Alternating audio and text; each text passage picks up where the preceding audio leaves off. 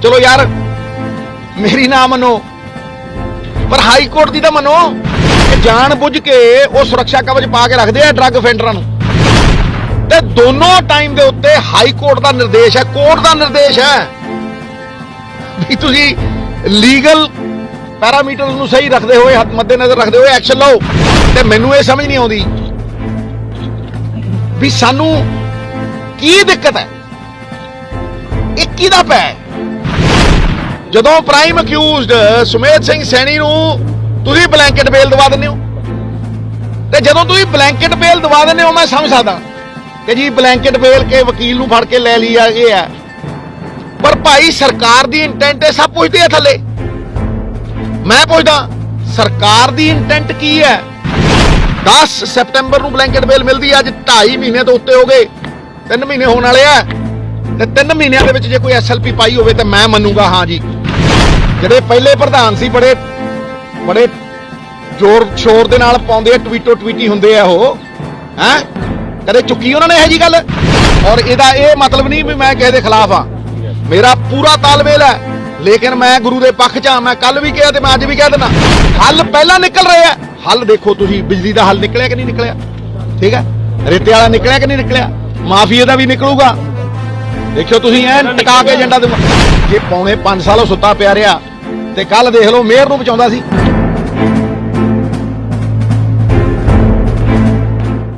ਜਿਹੜੇ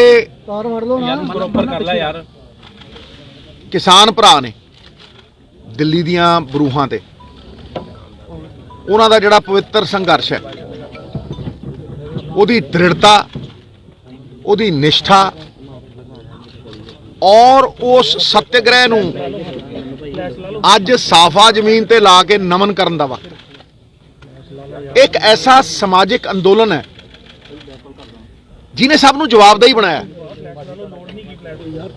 सरकारां नूं वक्त पाया, जालम सरकारां नूं वक्त पाया, उन्हां दा गोडा लवाया और ये दिखाया कि लोकतंत्र की ताकत की हुंदी। मैं उन्हां सारे किसान वीरां नूं जिन्हां शहादत दित्ती है इस संघर्ष दे विच नमन करदा और ये कहना कि उन्होंने सुनहरे अखरां दे विच इस किसान मोर्चे नूं इतिहास के पन्नियां च दर्ज कराया।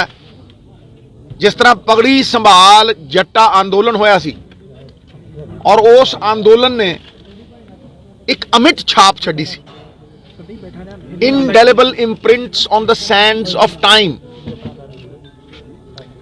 मैं अगे देख सकदा कि यह संपूर्ण जित उस दिन होनी है जिदन यह समाजिक आंदोलन, और कोई पोलिटिकल बंदा इसका क्रेडिट ना लवे, 1% भी है नहीं, जिदन यह समाजिक अंदोलन एक आर्थिक ताकत बन के उभरिया और किसान भरा सारे पंजाब दे जिहड़े ने किसान चानन मनारे ने टॉर्च बेरर सी ते सारे हिंदुस्तान का जिहड़ा किसान है वो आत्मनिर्भर होवे। ये 1% लोगों टैक्सां की ताकत ना पहुंचे, 99% जिहड़ा आम आदमी वो जो 60% अन्नदाता है, 60% किसान है तो वो इज्जत की रोटी लई लड़ रहा है। लागत वध रही है, मैं कितनी बार समझा चुकिया, लागत वध रही है। किस तरह कि डीजल 5 रुपये 1992 अज 100 25 गुणा ते MSP 5 गुणा, समझ नहीं। प्रोडक्टिविटी घट रही है, अज तक कोई असी तो प्रोडक्टिविटी की कोई पॉलिसी देखी नहीं और आमदन घट रही है। ये बहुत वड्डा अंदोलन है जिहड़ा कि it will bring winds of change, जिहड़ा कि उन्हां हवावां नूं लैके आया जड़ियां निज़ाम बदल देणगियां। और मैं तो ये कहना कि अगर किसी को कोई रोड मैप है किसानी नूं उसारन दा ते ओह दसे, मैं तो 1 साल का दसदा हां। मैं तो ये भी कहना भी तुसीं मार्केट की गल करदे हो, थोड़ी मार्केट ने थोड़ी MSP ने जिहड़ी तुसीं MSP वधाई है 30 ਸਾਲਾਂ ਦੇ ਵਿੱਚ ਕਿਸਾਨ ਨੂੰ 1300 ਰੁਪਏ ਦੀ ਸਮਰਿੱਧੀ ਦਿੱਤੀ ਹੈ ਤੇ ਆਹ ਤੁਸੀਂ 34 ਦੇਸ਼ਾਂ ਦੇ ਬਾਰਡਰ ਦੇ ਉੱਤੇ ਰੱਖੋ, ਇੱਕ ਦਿਨ ਦੇ ਵਿੱਚ 1400 ਦੀ ਹੈ। ਬਾਸਮਤੀ 3200 ਤੋਂ 7000, ਇੱਕ ਦਿਨ 'ਚ 4000 ਦੀ ਹੈ। ਮੈਂ ਤਾਂ ਇੱਥੇ ਤੱਕ ਕਹਿਣਾ, ਮੈਂ ਕੋਲਡ ਸਟੋਰੇਜਾਂ ਦੀ ਵੀ ਗੱਲ ਕਰਦਾ ਕਿ ਭਾਈ 5 ਰੁਪਏ ਦਾ ਟਮਾਟਰ ਅਗਲਾ ਮੰਡੀ 'ਚ ਦੇ ਕੇ ਆਉਂਦਾ, ਸ਼ਾਮ ਨੂੰ 25 ਦਾ ਵਿਕਦਾ। ਦੁਨੀਆ ਦੇ ਵਿੱਚ ਕੋਈ ਐਸਾ ਬੰਦਾ ਨਹੀਂ ਜਿਹੜਾ ਆਪਦੀ ਚੀਜ਼ ਦੀ ਕੀਮਤ ਨਾ ਤੈਅ ਕਰ ਸਕੇ, ਕਿਉਂਕਿ ਉਹਦੀ ਪੈਰੀਸ਼ੇਬਲ ਕਮੋਡਿਟੀ ਹੈ, ਇਸ ਕਰਕੇ ਉਹਨੂੰ ਐਕਸਪਲੋਇਟ ਕੀਤਾ ਜਾਂਦਾ। ਤੇ ਜੇ 6 ਮਹੀਨੇ ਬਾਅਦ ਉਹੀ ਚੀਜ਼ ਲੈਣੀ ਹੋਵੇ, ਉਹ ਕੋਲਡ ਸਟੋਰੇਜ 'ਚ ਉਹਨੂੰ 60 ਦੀ ਮਿਲਦੀ ਹੈ। ਮਤਲਬ ਉਹ ਆਪਦੀ ਚੀਜ਼ ਦੀ ਕੀਮਤ ਨਹੀਂ ਤੈਅ ਕਰ ਸਕਦਾ। ਇਸ ਕਰਕੇ ਮੈਂ ਕੋਆਪਰੇਟਿਵਾਂ ਦੀ ਗੱਲ ਕਰਦਾ, ਸਟੋਰੇਜ ਦੀ ਗੱਲ ਕਰਦਾ। ਸਰ ਪਟਿਆਲਾ, ਇੱਕ ਮਿੰਟ ਯਾਰ, ਖੜ ਮੈਂ ਬਹੁਤ ਗੱਲਾਂ ਕਰਨੀਆਂ ਨੇ, ਫਿਰ ਉਦੋਂ ਬਾਅਦ ਤੂੰ ਕਰੀ ਗੱਲ। ਸੋ ਇਹ ਤੇ ਮੈਂ ਝੁੱਕ ਕੇ ਸਾਫਾ ਚਰਨਾਂ 'ਚ ਲਾ ਕੇ ਉਸ ਅੰਨਦਾਤਾ ਦੇ ਦਾਤਾ ਹੀ ਹੈ, ਜਿਹੜਾ ਸਾਨੂੰ ਬਾਬੇ ਨਾਨਕ ਦਾ ਭਾਈ ਲਾਲੋ ਬਣ ਕੇ ਹੱਕ ਹਲਾਲ ਦੀ ਰੋਟੀ ਦਿੰਦਾ, ਜੀ ਚੋਂ ਦੁੱਧ ਚੋਂਦਾ, ਉਹ ਭਾਈ ਲਾਲੋ ਹੀ ਹੈ ਨਾ। ਇਸ ਕਰਕੇ ਉਹਦੇ ਚਰਨਾਂ ਦੇ ਵਿੱਚ ਸਾਫਾ ਲਾਣਾ ਕੋਈ ਉਹ ਨਹੀਂ ਹੈ, ਔਰ ਉਹਦੇ ਭਵਿੱਖ ਦੇ ਨਾਲ ਪੰਜਾਬ ਦਾ ਭਵਿੱਖ ਜੁੜਿਆ। ਹੁਣ ਦੂਜੀ ਚੀਜ਼ ਜਿਹੜੀ ਮੈਂ ਕੱਲ ਚੁੱਕੀ ਸੀ, ਹੁਣ ਇਹ ਬਿਲਕੁਲ ਸੈਪਰੇਟ ਚੀਜ਼ ਹੈ, ਮੈਂ ਉਹਦੇ ਤੇ ਆਉਣਾ। ਵੇਖੋ,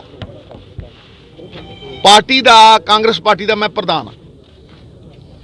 ਅਜੇ ਤੱਕ ਲੱਖਾਂ ਕਾਰਜਕਰਤਾ ਨੂੰ ਮਿਲ ਚੁੱਕਿਆ ਮੈਂ, ਲੱਖਾਂ ਵਰਕਰ ਇੱਕ ਗੱਲ ਕਰਦਾ ਹੈ ਕਿ ਸਾਡੀ ਆਧਾਰਸ਼ਿਲਾ ਕੀ ਸੀ ਸਰਕਾਰ ਬਣਨ ਦੀ 2017 ਚ, ਫਾਊਂਡੇਸ਼ਨ ਕੀ ਸੀ।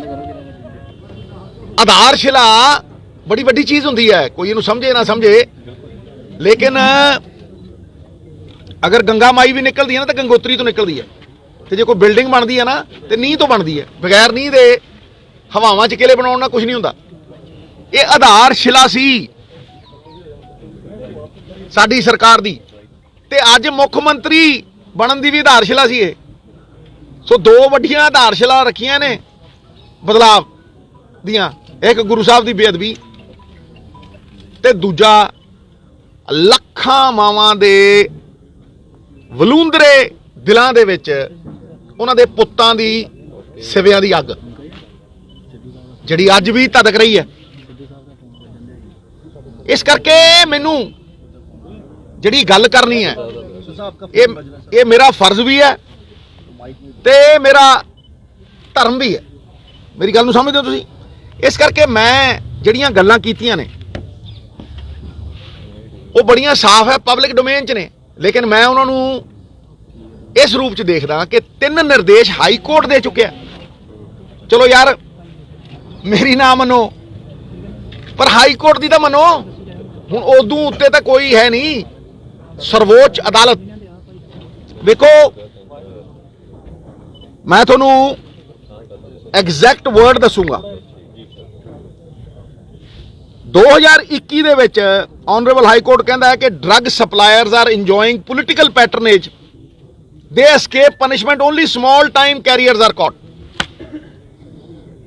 ਇਹ ਔਨ ਰਿਕਾਰਡ ਹੈ ਹਾਈ ਕੋਰਟ ਦਾ ਸਰ, ਇਹ ਹਾਈ ਕੋਰਟ ਦਾ 2021 ਦਾ ਉਹਨਾਂ ਦੀ ਆਬਜ਼ਰਵੇਸ਼ਨ ਹੈ। ਉਹ ਕਹਿੰਦੇ ਕਿ ਜਿਹੜੇ ਅਸਲੀ ਨੇ ਉਹਨਾਂ ਨੂੰ ਪੋਲੀਟੀਕਲ ਪੈਟਰਨੇਜ ਹੈ, ਉਹਨਾਂ ਛੋਟੇ ਮੋਟੇ ਫੜ ਕੇ ਬਲੀ ਦੇ ਬੱਕਰੇ ਬਣਾ ਕੇ ਖੜੇ ਕਰ ਦਿੰਦੇ ਆ। ਇਹ 2021 ਹੈ। ਦੂਸਰਾ ਕੋਰਟ ਦੀ ਆਬਜ਼ਰਵੇਸ਼ਨ ਮਿੱਤਰਾ, ਮੈਂ ਐਵੇਂ ਨਹੀਂ ਗੱਲ ਕਰ ਰਿਹਾ। ਦੂਸਰੀ ਗੱਲ ਤੈਨੂੰ ਮੈਂ CRM ਨੰਬਰ ਵੀ ਦੱਸ ਦੇਣਾ, ਠੀਕ ਹੈ? ਇਹ ਹੈਗੀ 206/30/2021, ਠੀਕ ਹੈ? ਦੂਸਰਾ ਆਬਜ਼ਰਵੇਸ਼ਨ, ਜਦੋਂ 12 ਲੱਖ ਟ੍ਰੈਮਾਡੋਲ ਟੈਬਲੇਟਸ ਦਾ ਜ਼ਿਕਰ ਆਇਆ ਸੀ, ਤੇ ਉਦੋਂ ਕੋਰਟ ਦੀ ਆਬਜ਼ਰਵੇਸ਼ਨ ਹੈ ਕਿ Punjab state functionaries for reasons best known to them are intentionally protecting drug offenders. ਕਿ ਜਾਣ ਬੁੱਝ ਕੇ, ਇਹ ਮੈਂ ਨਹੀਂ ਕਹਿ ਰਿਹਾ, ਆਨਰੇਬਲ ਹਾਈ ਕੋਰਟ ਕਹਿ ਰਿਹਾ, ਆਬਜ਼ਰਵੇਸ਼ਨ ਹੈ ਉਹਨਾਂ ਦੀ, ਕਿ ਜਾਣ ਬੁੱਝ ਕੇ ਉਹ ਸੁਰੱਖਿਆ ਕਵਚ ਪਾ ਕੇ ਰੱਖਦੇ ਆ ਡਰੱਗ ਅਫੈਂਡਰਾਂ ਨੂੰ। ਹੁਣ ਤੁਸੀਂ ਰਿਪੋਰਟ ਦੇਖੋ NDPS ਦੀ, ਇਹ ਬਿਊਰੋ ਹੈ NDPS। ਉਹ ਕਹਿੰਦਾ ਜਿਹੜਾ ਡਰੱਗ ਰਿਲੇਟਡ ਕ੍ਰਾਈਮ ਨੇ ਪੰਜਾਬ ਨੰਬਰ 1। ਤੇ ਅੱਜ ਜਿਹੜੇ ਲੈ ਗਏ ਉਹ ਕਹਿੰਦੇ ਹੁੰਦੇ ਸੀ 4 ਹਫ਼ਤਿਆਂ 'ਚ ਖਤਮ ਕਰ ਦਿਆਂਗੇ। ਮੇਰੀ ਗੱਲ ਨੂੰ ਸਮਝੋ ਕਿ ਜੋ ਮੈਂ ਗੱਲ ਕਹਿ ਰਿਹਾ ਉਹ ਤੱਥਾਂ ਦੇ ਆਧਾਰ ਦੇ ਉੱਤੇ ਕਹਿ ਰਿਹਾ। ਨਾਓ ਸਭ ਤੋਂ ਪਹਿਲਾਂ ਇਹ ਕਦੋਂ ਹੋਇਆ ਕਿ ਜੀ ਰਿਪੋਰਟ ਹਾਈ ਕੋਰਟ ਦੇ ਵਿੱਚ ਸਬਮਿਟ ਹੋਈ। ਈਡੀ ਦੀ ਰਿਪੋਰਟ ਨਵੰਬਰ 2017 ਚ ਪੰਜਾਬ ਦੇ ਐਸਟੀਐਫ ਨੂੰ ਹੈਂਡਓਵਰ ਕੀਤੀ ਹਾਈ ਕੋਰਟ ਦੇ ਨਿਰਦੇਸ਼ ਦੇ ਉੱਤੇ, ਤੇ ਫਰਵਰੀ 2018 ਦੇ ਵਿੱਚ ਐਸਟੀਐਫ ਦੀ ਰਿਪੋਰਟ ਹਾਈ ਕੋਰਟ ਦੇ ਵਿੱਚ ਨਵਕਿਰਨ ਜੀ ਦੇ ਕਹਿਣ ਦੇ ਉੱਤੇ ਦਾਇਰ ਹੁੰਦੀ ਹੈ, ਤੇ ਦੋਨੋਂ ਟਾਈਮ ਦੇ ਉੱਤੇ ਹਾਈ ਕੋਰਟ ਦਾ ਨਿਰਦੇਸ਼ ਹੈ, ਕੋਰਟ ਦਾ ਨਿਰਦੇਸ਼ ਹੈ ਵੀ ਤੁਸੀਂ ਲੀਗਲ ਪੈਰਾਮੀਟਰਸ ਨੂੰ ਸਹੀ ਰੱਖਦੇ ਹੋਏ, ਮੱਦੇਨਜ਼ਰ ਰੱਖਦੇ ਹੋਏ ਐਕਸ਼ਨ ਲਓ। ਠੀਕ ਹੈ, ਇਹ ਦੋ ਨਿਰਦੇਸ਼ ਕੋਰਟ ਦੇ ਨੇ, ਤੇ ਮੈਨੂੰ ਇਹ ਸਮਝ ਨਹੀਂ ਆਉਂਦੀ ਵੀ ਸਾਨੂੰ ਕੀ ਦਿੱਕਤ ਹੈ, ਇਹ ਕਿਹਦਾ ਪੈ, ਇਹ ਕੌਣ ਰੋਕ ਰਿਹਾ ਕਿ ਅਸੀਂ ਰਿਪੋਰਟਸ ਪੇਸ਼ ਨਹੀਂ ਕਰ ਰਹੇ। ਇਹ ਤੇ ਭਾਈ ਇਹਨਾਂ ਨੇ ਖਾਨਾ ਪੂਰਤੀ ਕਰਤੀ ਹੋਣੀ, ਨਹੀਂ ਕੰਟੈਂਪਟ ਪੈਂਦਾ। ਤੀਜਾ ਨਿਰਦੇਸ਼ ਕਿ ਤੁਸੀਂ 6 ਮਹੀਨਿਆਂ ਦੇ ਵਿੱਚ ਪ੍ਰੈਫਰੇਬਲੀ ਕਿਹਾ ਕੋਰਟ ਨੇ ਕਿ ਤੁਸੀਂ ਬੇਅਦਬੀ ਦਾ ਉਹ ਪੂਰਾ ਕਰੋ। ਕਿਹਾ ਕਿ ਨਹੀਂ ਕਿਹਾ? ਜਦੋਂ 6 ਮਹੀਨੇ ਤੋਂ 1 ਦਿਨ ਬਾਅਦ ਹੋਇਆ ਤੇ ਮੈਂ ਕਿਹਾ ਕਿੱਥੇ ਚਾਰਜ ਸ਼ੀਟ? ਉਹਦਾ ਕਾਰਨ ਹੈ ਉਹ ਕਿਵੇਂ ਆ ਸਕਦੀ ਹੈ ਜਦੋਂ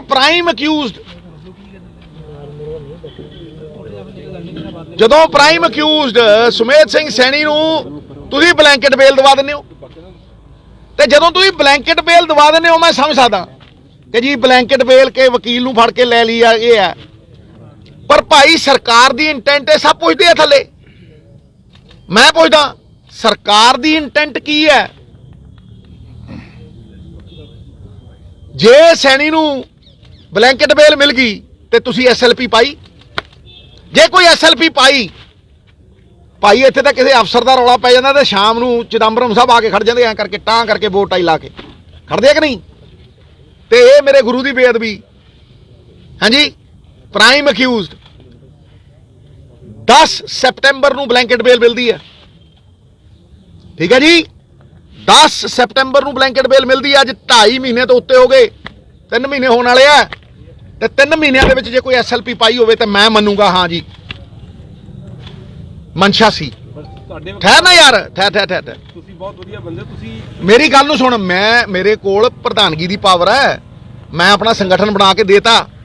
ਉਹਦੇ ਸੁਣ ਲੈ, ਮੈਂ ਆਪਣਾ ਸੰਗਠਨ ਬਣਾ ਕੇ ਦੇਤਾ, ਬੜੀ ਦੇਰ ਪਹਿਲਾਂ ਦਾ ਦਿੱਤਾ। ਜਿੱਦਣ ਮੈਨੂੰ ਕੁਰਸੀ ਤੇ ਪਾਇਆ ਸੀ ਨਾ ਦੁਬਾਰਾ, ਮੇਰੇ ਬੌਸ ਹਰੀਸ਼ ਜੀ ਨੇ, ਤੇ ਮੈਂ ਉਹਨਾਂ ਨੂੰ ਸਾਰੇ ਦਾ ਸਾਰਾ ਡੀਸੀਸੀ ਪ੍ਰੈਜ਼ੀਡੈਂਟ ਤੇ ਡੀਸੀਸੀ ਪ੍ਰੈਜ਼ੀਡੈਂਟਾਂ ਦੇ ਨਾਲ ਸਾਰੇ ਸਪੋਕਸਮੈਨ ਫੜਾ ਕੇ ਦੇ, ਤੇ ਘੱਟ ਤੋਂ ਘੱਟ ਨਹੀਂ 500 ਬੰਦਿਆਂ ਦੀ ਹੋਰ ਲਿਸਟ ਦੇ ਦੂੰ ਇੱਕ ਦਿਨ ਦੇ ਅੰਦਰ। ਮੇਰਾ ਕੰਮ ਮੈਂ ਕਰੀ ਜਾਣਾ। ਕੀ ਕਰੀ ਜਾਣਾ ਯਾਰ? ਇਹ ਹੋ ਦੇਖੋ ਮੇਰੀ ਗੱਲ ਨੂੰ ਸੁਣ ਯਾਰ, ਦੇਖੋ ਮੇਰੀ ਗੱਲ ਨੂੰ ਸੁਣੋ, ਇਹ ਬਿਲਕੁਲ ਸਿੱਧੀ ਜੀ ਗੱਲ ਹੈ। ਇਸ ਆਧਾਰਸ਼ਿਲਾ ਦੇ ਬੇਸ ਦੇ ਉੱਤੇ ਮੁੱਖ ਮੰਤਰੀ ਬਣੇ, ਇਸ ਆਧਾਰਸ਼ਿਲਾ ਦੇ ਬੇਸ ਦੇ ਉੱਤੇ ਸਰਕਾਰਾਂ ਬਣੀਆਂ, ਤੇ ਐਜ਼ ਪਾਰਟੀ ਮੈਂ ਕਹਿ ਰਿਹਾ ਵੀ ਭਾਈ ਲੋਕਾਂ 'ਚ ਜਾਣਾ ਹੈ, ਤੇ ਸਾਡੀ ਨੂੰ ਬਣੇ ਨੂੰ ਵੀ 60-70 ਦਿਨ ਹੋ ਗਏ ਕਿ ਨਹੀਂ? ਤੇ ਇਹ ਤਾਲਮੇਲ ਹੀ ਹੈ ਕਿ ਹਰ ਥਾਂ ਦੇ ਉੱਤੇ ਮੈਂ ਕਹਿਣਾ, ਹਰ ਜਗ੍ਹਾ ਦੇ ਉੱਤੇ ਮੈਂ ਕਹਿਣਾ, ਸਟੇਜ ਤੇ ਖੜ ਕੇ ਕਹਿਣਾ, ਪਬਲਿਕਲੀ ਕਹਿਣਾ, ਜੇ ਪਬਲਿਕ ਮੈਨੂੰ ਕਹਿੰਦੀ ਹੈ ਤਾਂ ਮੈਂ ਪਬਲਿਕਲੀ ਹੀ ਕਹਿਣਾ ਕਿ ਭਾਈ ਤੁਸੀਂ ਐਸਐਲਪੀ ਨਹੀਂ ਦਾਇਰ ਕਰ ਸਕੇ। ਤੇ ਫਿਰ ਮੈਨੂੰ ਇੱਕ ਗੱਲ ਦੱਸੋ, ਫਿਰ ਇਨਵੈਸਟੀਗੇਸ਼ਨ ਕੰਪਲੀਟ ਕਿਵੇਂ ਹੋਊਗੀ? ਮੈਨੂੰ ਐਂ ਦੱਸੋ ਕਿਹੜੀ ਕੜੀ ਹੈ? ਵਿਧਾਨ ਸਭਾ ਦੇ ਵਿੱਚ ਵੱਡੇ ਮੰਤਰੀਆਂ ਨੇ ਖੜੇ ਹੋ ਕੇ ਕਿਹਾ ਸੀ ਕਿ ਅਸੀਂ ਆਉਣ ਵਾਲੇ ਮਹੀਨੇ 2 ਮਹੀਨੇ ਦੇ, ਮੈਂ ਸਹੀ ਝੋਲੀ ਅੱਡੀ ਸੀ, ਸਮਝਾ ਨਾ, ਆਪਣੇ ਲਈ ਕਦੇ ਵੋਟ ਨਹੀਂ ਮੰਗੀ ਮੈਂ, ਸਮਝਿਆ ਨਹੀਂ? ਤੇ ਵੱਡੇ ਮੰਤਰੀਆਂ ਨੇ ਕਿਹਾ ਸੀ ਸੁਮੇਧ ਸੈਣੀ ਲਿੰਕ ਹੈ, ਤੇ ਜਦੋਂ ਤੁਹਾਡੇ ਬੰਦੇ ਸਾਰੀ ਇਨਵੈਸਟੀਗੇਸ਼ਨ ਕੰਪਲੀਟ ਕਰਨ ਲਈ ਉਸ ਬੰਦੇ ਦੀ ਬਲੈਂਕਟ ਬੇਲ ਨੂੰ ਤੋੜਨ ਲਈ ਐਸਐਲਪੀ ਨਹੀਂ ਪਾ ਸਕਦੇ। ਭਾਈ ਜੀ 3 ਮਹੀਨੇ ਹੋ ਗਏ, ਤੇ ਫਿਰ ਮੈਨੂੰ ਤੁਸੀਂ ਦੱਸੋ ਕਿਵੇਂ ਕੰਪਲੀਟ ਹੋਊ ਜੀ? ਤੇ 6 ਮਹੀਨੇ ਬੀਤ ਗਏ, ਹੁਣ 7ਵਾਂ ਮਹੀਨਾ, ਠੀਕ ਹੈ। ਤੇ ਕੱਲ ਨੂੰ ਦੇਖੋ ਭਾਈ, ਇਹ ਤੇ ਮੈਂ ਤੁਹਾਡੇ ਰਾਹੀਂ ਹਰ ਵਾਰ ਗੱਲ ਕਰਦਾ, ਪਰ ਇਹ ਜ਼ਰੂਰੀ ਨਹੀਂ ਹੈ ਕਿ ਤੁਹਾਡੇ ਰਾਹੀਂ ਕਰਦਾ। ਮੈਂ ਪਹਿਲਾਂ ਕਹਿ ਚੁੱਕਿਆ, ਜਿਸ ਦਿਨ ਪਹਿਲਾ ਦਿਨ ਸੀ ਉਸ ਦਿਨ ਵੀ ਕਿਹਾ, ਹਰ ਹਫਤੇ ਰਿਮਾਈਂਡਰ ਦੇਣਾ, 10 ਦਿਨਾਂ ਬਾਅਦ ਦੇਣਾ, ਕੱਲ ਸਟੇਜ ਤੇ ਕਿਹਾ। ਇਹਦੇ 'ਚ ਮੇਰਾ ਕੀ ਇੰਟਰਸਟ ਹੈ ਭਾਈ? ਕੋਈ ਹੋਰ ਹੋਵੇ। ਜਿਹੜੇ ਪਹਿਲੇ ਪ੍ਰਧਾਨ ਸੀ ਬੜੇ ਜ਼ੋਰ ਸ਼ੋਰ ਦੇ ਨਾਲ ਪਾਉਂਦੇ ਆ, ਟਵੀਟੋ ਟਵੀਟੀ ਹੁੰਦੇ ਆ ਉਹ, ਹੈ ਕਦੇ ਚੁੱਕੀ ਉਹਨਾਂ ਨੇ ਇਹੋ ਜਿਹੀ ਗੱਲ? ਹੈ ਗੱਲ ਨੂੰ ਸਮਝ ਕਿ ਸਵਾਲ ਇਹ ਹੈ ਕਿ ਅੱਜ ਦੀ ਡੇਟ ਦੇ ਵਿੱਚ ਤੁਸੀਂ ਪਿੰਡਾਂ 'ਚ ਜਾ ਕੇ ਦੇਖੋ, ਕਿਸੇ ਨਾਲ ਗੱਲ ਕਰਕੇ ਵੇਖੋ, ਇਹ ਬਹੁਤ ਵੱਡੇ ਮੁੱਦੇ ਨੇ। ਔਰ ਇਹ ਇਨਵੈਸਟੀਗੇਸ਼ਨ ਕੰਪਲੀਟ ਹੋਣੀ ਨਹੀਂ ਜਦ ਤੱਕ ਉਹ ਬਲੈਂਕਟ ਬੇਲ ਟੁੱਟਣੀ ਨਹੀਂ, ਉਹ ਕੜੀ ਜੁੜਨੀ ਨਹੀਂ। The chain is as strong as the weakest link. ਇਹ ਸਾਡੀ ਕਮਜ਼ੋਰ ਕੜੀ ਹੈ, ਇਹਨੂੰ ਤਗੜਾ ਕਰੀਏ। ਤੇ ਹੁਣ ਵਕਤ ਕਿੰਨਾ ਰਹਿ ਗਿਆ? ਮੇਰੀ ਗੱਲ ਨੂੰ ਸੁਣੋ, ਪ੍ਰਧਾਨ ਦੀ ਸੁਣਵਾਈ ਕਿਉਂ ਨਹੀਂ ਹੋ ਰਹੀ ਬਈ? ਪ੍ਰਧਾਨ ਨੇ ਕਿਹਾ ਬਿਜਲੀ ਦੇ ਟੈਰਿਫ ਰੇਟ ਸਿੱਟੋ, ਕਿਸੇ ਹੋਰ ਨੇ ਤਾਂ ਨਹੀਂ ਕਿਹਾ ਸੀ। ਉਹ 6 ਮਹੀਨਿਆਂ ਦਾ ਕਹਿਣਾ, ਮੈਂ 6 ਮਹੀਨਿਆਂ ਦਾ ਕਹਿਣਾ ਟੈਰਿਫ ਰੇਟ ਸਿੱਟੋ, ਤੇ ਟੈਰਿਫ ਰੇਟ ਡਿਗੇ ਠੋਕ ਕੇ। ਰੇਤਾ ਇਹਨਾਂ ਕਿਹਾ ਫ੍ਰੀ, ਮੈਂ ਕਿਹਾ ਫ੍ਰੀ ਨਹੀਂ ਹੋਣਾ, ਇਹਨੂੰ ਇਸ ਤਰ੍ਹਾਂ ਕਰੋ। ਤੇ ਜੇ ਨਹੀਂ ਹੋਇਆ ਤੇ ਕਹਿਣਾ, ਤੇ ਭਾਈ ਉਹ ਵੀ ਤੇ ਮੰਨਦੇ ਆ ਵੀ ਪਾਰਟੀ ਸੁਪਰੀਮ ਹੈ। ਤੁਸੀਂ ਕੀ ਆਧਾਰਸ਼ਿਲਾ ਸੀਗੀਆਂ? ਦੇਖੋ ਦੋ ਚੀਜ਼ਾਂ, ਦੇਖੋ ਮੈਂ ਤੁਹਾਨੂੰ ਫੇਰ ਕਹਿ ਰਿਹਾ ਕਿ ਇਹ ਹਰ ਤਰ੍ਹਾਂ ਦਾ ਤਾਲਮੇਲ ਹੈ, ਲੇਕਿਨ ਕੋਈ ਇਹ ਨਾ ਕੱਲ ਨੂੰ ਕਵੇ ਕਿ ਸਿੱਧੂ ਸਾਹਿਬ ਤੂੰ ਪਬਲਿਕ ਨੂੰ ਜਵਾਬ ਦੇਈ ਸੀ ਤੇ ਤੂੰ ਪਬਲਿਕ ਦੇ ਵਿੱਚ ਜਵਾਬ ਨਹੀਂ ਦਿੱਤੇ। ਮੈਂ ਪਹਿਲੇ ਦਿਨ ਦਾ ਜਵਾਬ ਦਿੰਦਾ, ਵਿਧਾਨ ਸਭਾ ਤੋਂ ਲੈ ਕੇ ਲੋਕਾਂ ਦੀ ਅਦਾਲਤ 'ਚ ਜਦੋਂ ਦੀ ਸਰਕਾਰ ਬਣੀ ਹੈ ਮੈਂ ਉਦੋਂ ਦਾ ਜਵਾਬ ਦਿੰਦਾ। ਔਰ ਇਹਦਾ ਇਹ ਮਤਲਬ ਨਹੀਂ ਵੀ ਮੈਂ ਕਿਸੇ ਦੇ ਖਿਲਾਫ ਆ, ਮੇਰਾ ਪੂਰਾ ਤਾਲਮੇਲ ਹੈ, ਲੇਕਿਨ ਮੈਂ ਗੁਰੂ ਦੇ ਪੱਖ 'ਚ ਆ। ਮੈਂ ਕੱਲ ਵੀ ਕਿਹਾ ਤੇ ਮੈਂ ਅੱਜ ਵੀ ਕਹਿ ਦਿੰਦਾ, ਪਿੰਡੋਂ ਉੱਤੇ ਸ਼ਹਿਰ ਜ਼ਿਆਦਾ ਬੰਦੇ ਹੁੰਦੇ ਆ, ਉਦੋਂ ਉੱਤੇ ਸੂਬਾ ਪੰਜਾਬ ਜਿਹੜਾ ਮੇਰੀ ਪੱਗ ਤੋਂ ਵੀ ਉੱਤੇ ਹੈ, ਦੇਸ਼ ਮਾਂ-ਬਾਪ, ਉਦੋਂ ਉੱਤੇ ਬੀਜ ਰੂਪੀ ਤਾਕਤ ਨੂੰ ਅੰਕੁਰਿਤ ਕਰਨ ਵਾਲਾ, ਅਸੰਖ ਸੰਭਾਵਨਾ ਵਾਲਾ ਮੇਰਾ ਗੁਰੂ। ਵਿਰੋਧੀ ਬਹੁਤ ਤਾਰੀਫ ਕਰਦੇ ਤੁਹਾਡੀ, ਸਮਝਾ? ਤੇ ਉਹ ਗੁਰੂ, ਉਹ ਇਸ ਕਰ ਜਿਹੜਾ ਵੀ ਤਾਰੀਫ ਕਰੇ ਨਾ ਕਰੇ, ਮੈਨੂੰ ਉਹਦੀ ਕਦੇ चिंता नहीं। दुनिया में सबसे बड़ा चंगा काम करते हैं, मैं कहना, देखो दुनिया में सबसे बड़ा रोग मेरे बारे में क्या कहेंगे लोग, मैं अपने गुरु ਨੂੰ ਜਵਾਬ ਦਈਆਂ। ਹੱਲ ਪਹਿਲਾਂ ਨਿਕਲ ਰਹੇ ਆ, ਹੱਲ ਦੇਖੋ ਤੁਸੀਂ, ਬਿਜਲੀ ਦਾ ਹੱਲ ਨਿਕਲਿਆ ਕਿ ਨਹੀਂ ਨਿਕਲਿਆ? ਠੀਕ ਹੈ, ਰੇਤੇ ਵਾਲਾ ਨਿਕਲਿਆ ਕਿ ਨਹੀਂ ਨਿਕਲਿਆ? ਮਾਫੀਏ ਦਾ ਵੀ ਨਿਕਲੂਗਾ, ਦੇਖਿਓ ਤੁਸੀਂ ਐਨ ਟਿਕਾ ਕੇ ਏਜੰਡਾ ਦੂੰਗਾ। ਮੈਂ ਕਿਹਾ ਜੇ ਇਹ ਦੇਖੋ, ਧਿਆਨ ਨਾਲ ਸਮਝੋ, ਨਿਕਲਣਾ ਪ੍ਰਯਾਸ ਨਾਲ ਹੈ ਨਾ, ਨਿਕਲਣਾ ਪ੍ਰਯਾਸ ਨਾਲ ਹੈ ਨਾ, ਤੇ ਪ੍ਰਯਾਸ ਕਰੋ। ਮੈਂ ਕਹਿ ਰਿਹਾ ਕਿ ਭਾਈ ਵੀ ਮੈਂ ਕਹਿ ਰਿਹਾ, ਦੇਖੋ ਸਮਾਂ ਜੇ ਪੌਣੇ 5 ਸਾਲ ਉਹ ਸੁੱਤਾ ਪਿਆ ਰਿਹਾ, ਤੇ ਕੱਲ ਦੇਖ ਲਓ ਮੇਅਰ ਨੂੰ ਬਚਾਉਂਦਾ ਸੀ, ਉਹਦੇ ਆ ਦਿਨ ਆ ਗਏ। ਮੇਰਾ ਮੇਅਰ ਭਾਈ ਰੁੰਡੂ ਬੱਚਾ, ਲੋੜ ਹੀ ਨਹੀਂ ਹੈ ਨਾ ਇਹੋ ਜਿਹੀਆਂ ਗੱਲਾਂ 'ਚ ਨਾ ਪਾ। ਕਾਕਾ ਤੂੰ ਜਿਹੜੇ ਸਕੂਲ 'ਚ ਪੜ੍ਹਦਾ, ਮੈਂ ਉਹਦਾ ਪ੍ਰਿੰਸੀਪਲ। ਸੁਣ, ਨਸ਼ੇ ਦੀ ਤੇ ਗੁਰੂ ਗ੍ਰੰਥ ਸਾਹਿਬ ਦੀ ਬੇਇੱਜ਼ਤੀ ਕੌਣ ਕਰੂਗਾ? ਮੇਰੀ ਇੱਕ ਗੱਲ ਨੂੰ ਸੁਣੋ, ਮੇਰੀ ਗੱਲ ਨੂੰ ਸੁਣੋ। ਉਦੋਂ ਦੇ ਮੁੱਖ ਮੰਤਰੀ ਹੀ ਹੋਮ ਮਿਨਿਸਟਰ ਸੀ, ਠੀਕ ਹੈ, ਰਾਈਟ। ਹੁਣ ਸਾਡੇ ਕੋਲ ਦੋ ਬਾਹਾਂ ਨੇ, ਹੁਣ ਸਾਡੇ ਕੋਲ ਦੋ ਧਾਰੀ ਤਲਵਾਰ ਹੈ, ਦੋਨੋਂ ਪਾਸੇ ਵਾਰ ਹੋਣ, ਦੋਨੋਂ ਪਾਸੋਂ ਕਾਰਵਾਈ ਹੋਵੇ। ਇੱਕ ਪਾਸੇ ਮੇਰਾ ਵੱਡਾ ਭਰਾ ਹੈ, ਦੂਜੇ ਪਾਸੇ ਸਾਡਾ ਚੀਫ ਮਿਨਿਸਟਰ ਹੈ। ਇਹ ਹੋਊਗਾ ਤੇ ਖੋਲੋ ਪੋਤੜੇ ਹੋਏਗਾ। ਗੱਲ ਨੂੰ ਸੁਣੋ ਨਾ ਯਾਰ, ਠਹਿਰ ਜਾ। ਤੂੰ ਕਹਿੰਦਾ ਧਾਰ ਤੁਹਾਡੀ ਇੱਕ ਮਿੰਟ ਠਹਿਰ ਨਾ ਯਾਰ, ਇੱਕ ਮਿੰਟ ਗੱਲ ਸੁਣੋ। ਤੂੰ ਕਹਿੰਦਾ ਹੋਊਗਾ, ਇੱਕ ਮਿੰਟ, ਤੂੰ ਕਹਿੰਦਾ ਹੋਊਗਾ, मैं कहना जब तक श्वास है तब तक आस है। खत्म। ओके।